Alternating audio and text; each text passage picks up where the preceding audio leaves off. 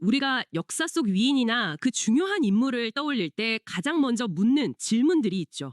언제 태어났는가? 또 누구의 자손인가? 네, 아주 기본적인 질문들이죠. 그렇죠. 그리고 어떤 과정을 거쳐서 이 세상에 등장했는가? 늘 호기심을 안고 새로운 배움을 갈망하시는 여러분, 환영합니다. 반갑습니다. 오늘 우리의 심층 탐구 시간은 바로 이 당연하고도 기본적인 질문들을 완전히 해체해버리는 아주 흥미로운 문헌을 다룹니다. 네, 오늘 우리가 분석할 텍스트가 정말 파격적이죠. 맞아요. 우리가 오늘 파헤칠 대상은 전 세계적으로 가장 잘 알려진 인물 중 하나인 예수의 기원과 본질에 대한 기록입니다. 그런데 오늘 살펴볼 내용은 여러분이 주일학교나 역사 시간 혹은 일반적인 교양으로 알고 계셨던 그 친숙한 서사와는 궤를 완전히 달리합니다. 완전히 다르죠. 본격적인 탐구에 앞서서 여러분께 한 가지 명확히 안내해드릴 부분이 있어요. 오늘 다룰 이 문헌은 매우 강력하고 독특한 신학적 주장을 담고 있습니다. 네, 아주 노골적인 주장들이 포함되어 있죠. 하지만 우리의 임무는 이 자료의 주장을 종교적으로 지지하거나 반대로 비판하려는 것이 결코 아닙니다.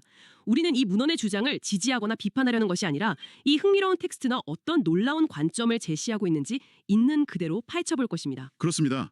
특정 교리의 진위를 가리는 시간이 절대 아닙니다.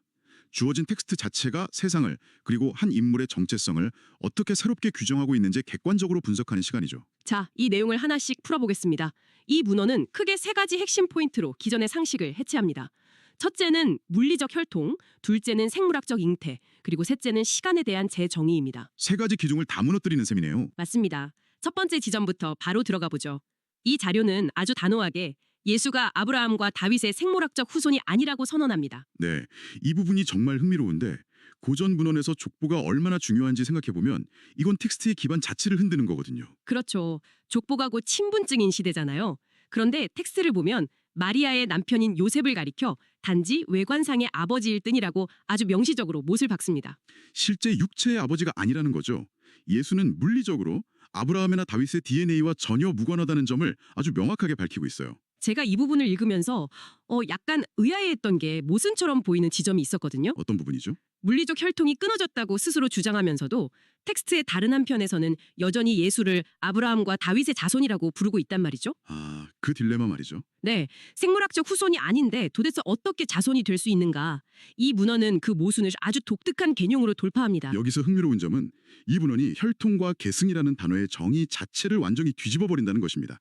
정의를 뒤집는다. 어떻게 말인가요? 자료의 논리에 따르면 아브라함과 다윗은 하나님이 보내실 메시아를 간절히 고대했습니다. 그것은 단순한 바람이 아니라 아주 강력하고 구체적인 믿음이었죠. 아, 혈통이 아니라 믿음. 맞습니다. 텍스트는 예수를 가리켜 그들이 품었던 그 보이지 않는 믿음이 형태를 갖추고 나타난 결과물, 즉 믿음의 실체 혹은 믿음의 실상이라고 규정합니다. 믿음의 실상. 생각해보면 이건 마치 건축가와 건물의 관계 같네요. 아브라함과 다윗이 머릿속으로 아주 정교한 설계도를 그렸다면 예수는 수백 년 뒤에 그 설계도가 실제 벽돌과 시멘트로 구현된 실제 건물이라는 뜻 아닙니까? 아주 훌륭한 비유입니다. 정확히 그런 논리죠. 생물학적 연속성이 아니라 목적과 가치의 연속성으로 계보를 잇는다는 뜻입니다. 유전자를 물려받았기 때문에 자손인 게 아니라 선대들이 평생을 바쳐 추구했던 그 가치와 믿음의 완성을 이루어냈기 때문에 진정한 후계자가 된다. 고대인들에게 핏줄이란 세계관의 전부였습니다. 하지만 이 텍스트의 세계관에서는 물리적인 피가 섞였느냐 아니냐는 전혀 중요하지 않은 피상적인 정보로 전락하죠. 오직 누가 그 정신과 믿음의 본질을 실현했는가만 남는군요. 그렇습니다. 물리적인 건 완전히 배제되는 겁니다. 지금 이 이야기를 듣고 계신 여러분, 한번 상상해 보세요. 우리가 역사적 인물이나 누군가의 계승자를 평가할 때 단순한 유전적 계승이 아니라 그들이 추구했던 가치와 믿음의 완성이라는 측면에서 바라본다면 어떨까요? 시각이 완전히 달라지겠죠. 네, 정말 새로운 시각이죠. 하지만 이렇게 물리적 족보가 끊어졌다는 사실은 자연스럽게 더 큰 의문으로 이어집니다. 핏줄이 개입되지 않았다면 도대체 생명의 시작, 이 잉태 과정은 어떻게 설명하고 있나요? 바로 그 두 번째 지점에서 이 문헌의 서술이 극단적으로 구체화됩니다. 보통 신화나 정교 문헌들은 이런 탄생 과정을 은유적인 구름 속에 숨기려 하잖아요. 맞아요. 좀 신비롭게 뭉뚱그리죠. 그런데 이 자료는 완전히 반대입니다. 생물학적 결합의 가능성을 아주 철저하게 마치 해부학 리포트를 쓰듯 완벽하게 배제해버립니다. 저도 그 대목 읽고 진짜 놀랐어요. 은유가 전혀 없더라고요. 요셉의 정자나 마리아의 난자가 결합된 것이 아니다. 이렇게 직설적으로 못을 박아버리잖아요. 남자의 육체적 씨앗이 개입되지 않았으므로 마리아의 난자와도 수정되지 않았다는 점을 명시하는 거죠. 네. 대신에 육체의 씨가 아닌 하나님의 씨, 즉 영적인 말씀이 성령의 능력으로 자궁에서 생성되었다고 강조합니다. 정자와 난자라는 물질적 매개체를 철저히 부정함으로써 이 존재의 기원이 물질계에 속하지 않음을 선언하는 겁니다. 그런데 이 과정에서 등장하는 아주 파격적인 비유가 하나 있죠. 저도 일상적인 비유를 참 좋아하지만 이 자료에 등장하는 수도꼭지 비유는 정말 유쾌하면서도 너무 진지해서 당황스러웠어요. 아, 수도꼭지 비유? 정말 독특하죠. 하늘에서 내려온 물이 통과하는 수도꼭지처럼 마리아는 단지 이 세상에 오시는 통로로만 이용되었다. 이 문장이 정말 강렬했습니다. 어머니라는 따뜻하고 유기적인 존재를 차가운 금속 파이프에 비유한 거니까요. 그 냉혹함이 바로 이 텍스트가 의도한 바입니다. 생물학적 모성을 완전히 해체하는 거군요. 맞습니다. 수도꼭지가 물의 성분을 만들어내는 것이 아니라 단지 흘러나오게 하는 길인 것처럼 마리아는 생물학적 유전자나 속성을 제공한 게 아니라는 거죠. 순수한 통로 역할에 불과했다. 그래서 이 자료가 덧붙이는 주장이 정말 놀랍잖아요. 예수가 마리아를 향해 단 한 번도 어머니라고 부른 적이 없다는 부분이죠. 네, 여러분. 이게 참 충격적이지 않습니까? 우리가 흔히 아는 자애로운 어머니 마리아의 이미지가 이 텍스트의 철저한 영적 논리 앞에서는 산산조각이 납니다. 완전히 다른 프레임을 씌우는 거죠. 요셉도 실제 아버지가 아니고 마리아도 실제 어머니가 아니다. 이 극단적인 부정의 기저에는 도대체 어떤 세계관이 깔려 있는 걸까요? 그것은 영적 세계의 질서와 물리적 세계를 철저히 분리하기 때문입니다. 자료에 따르면 영적인 세계에서는 어머니가 없고 오직 아버지만 존재합니다. 어머니가 아예 존재하지 않는다? 네, 천사와 같이 성별이 없다는 점을 짚어내고 있죠. 영적 차원에서는 번식이나 유전이라는 생물학적 목적이 필요 없으니까요. 아, 물리적 세계에서는 남녀의 결합이 필수지만 영적 세계는 생물학적 번식의 공간이 아니니 성별 자체가 없다는 거군요. 정확합니다. 그래서 문헌은 유대인들과 예수의 시각을 아주 극명하게 대조시킵니다. 유대인들은 아브라함을 육체의 아버지로 부르며 자랑스러워했죠. 네, 반면에 예수는 스스로를 철저히 영적 세계의 소속으로 규정했기에 물리적 조상을 인정하지 않고 오직 영의 아버지인 하나님만을 아버지라 불렀다는 거죠. 물질계와 영계의 질서가 완벽하게 충돌하고 또 철저히 분리되는군요. 육체적이고 감정적인 껍데기들을 하나하나 집요하게 벗겨내고 오직 말씀이라는 뼈대만 남기는 느낌입니다. 아주 집요한 텍스트죠. 자, 이렇게 족보를 해체하고 생물학적 잉태를 부정한 논리는 자연스럽게 세 번째 영역으로 확장됩니다. 바로 시간에 대한 상식을 완전히 뒤집는 거죠.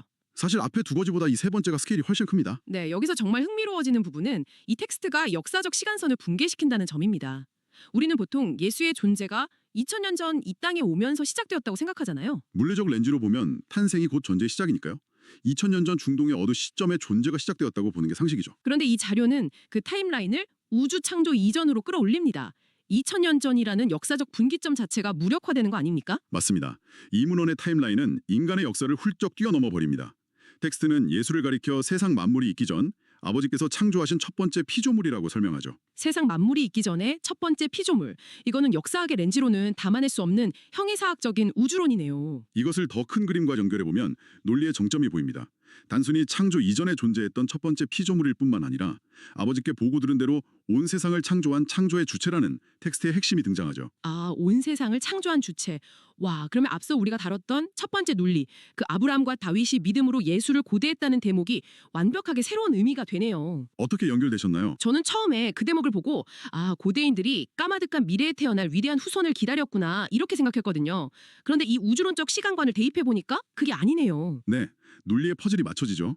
아브라함과 다윗이 수천 년 후에 후손을 기다린 것이 아니라 이미 세상 창조 전부터 존재했던 만물의 주관자를 고대했던 것이라는 논리적 연결고리가 완성됩니다. 시간의 화살표가 미래를 향하는 게 아니라 역으로 태초를 향해 뻗어가는 완벽한 시간의 역전이네요.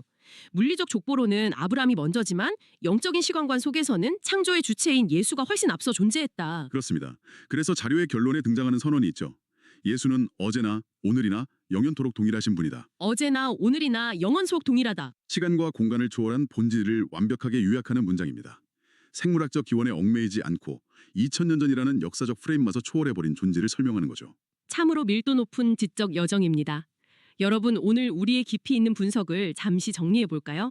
한 문헌이 인류 역사상 가장 많이 논의된 인물을 설명하기 위해 어떤 파격적인 관점들을 제시했는지 살펴보았습니다. 네, 세 가지의 튼튼한 기둥을 무너뜨렸죠. 맞습니다.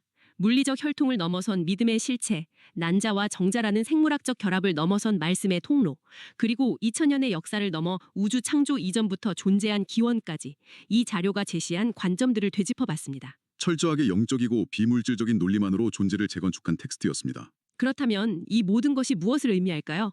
여러분이 평소 당연하게 여겼던 역사적 사실이나 개념들이 관점을 영적이고 본질적인 차원으로 옮겼을 때 얼마나 완전히 다르게 해석될 수 있는지 확인했습니다. 피상적인 데이터를 지웠을 때 남는 본질에 대한 이야기죠. 네, 우리는 누군가를 설명할 때 늘 유전자, 출신, 이력서 같은 피상적인 것에 의존하잖아요.